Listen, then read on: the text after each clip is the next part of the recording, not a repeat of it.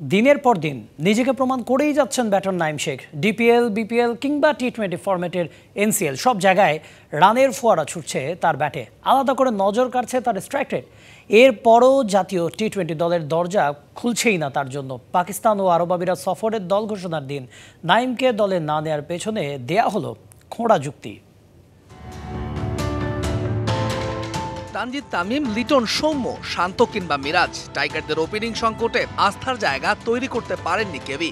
Bowling unit নিয়মিত perform করলেও top অর্ডারদের ব্যর্থতায় সাম্প্রতিক বৈশ্বিক আসরগুলোতে মুখ থুবড়ে পড়েছে বাংলাদেশ। সেখানে দীর্ঘ সময় ধরেই ঘরোয়া ক্রিকেটে নিজেকে প্রমাণ করে চলেছেন নাইম শেখ।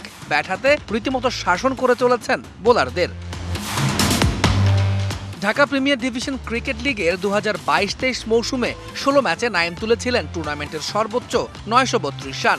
গেল বছরে ডিপিএলেও তার ব্যাটে এসেছে 500 রানের বেশি। শুধু ডিপিএল নয়, প্রথমবারের মতো টি-20 ফরম্যাটে আয়োজিত এনসিএল আসরেও উজ্জ্বল ছিল নাইমের ব্যাট। ঢাকা মেট্রোর হয়ে খেলা এই ওপেনারের ব্যাটে আসে টুর্নামেন্ট সেরা 316 রান। এমনকি সবশেষ বিপিএলেও নাইমই ছিলেন সেরা। 14 ম্যাচ খেলে তুলেছিলেন 551 রান। স্ট্রাইক রেটটা ছিল 143.94।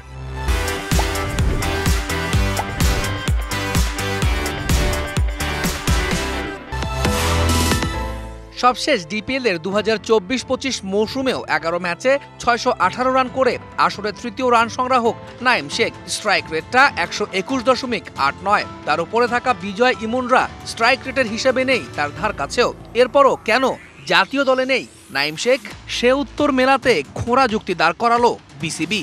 নিউজিল্যান্ডের এই দলটা কিন্তু নেহাত কম শক্তিশালী দল না।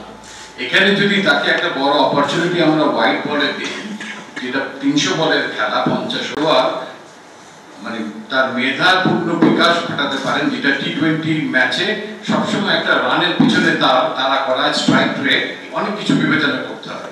তো আমরা ভাবছি এটা তার জন্য অনেক ওয়ান্ডারফুল অপরচুনিটি।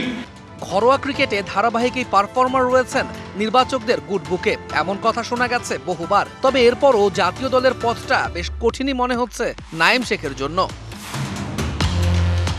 তৌহিদুল ইসলাম, ডিবিসি নিউজ ডেস্ক।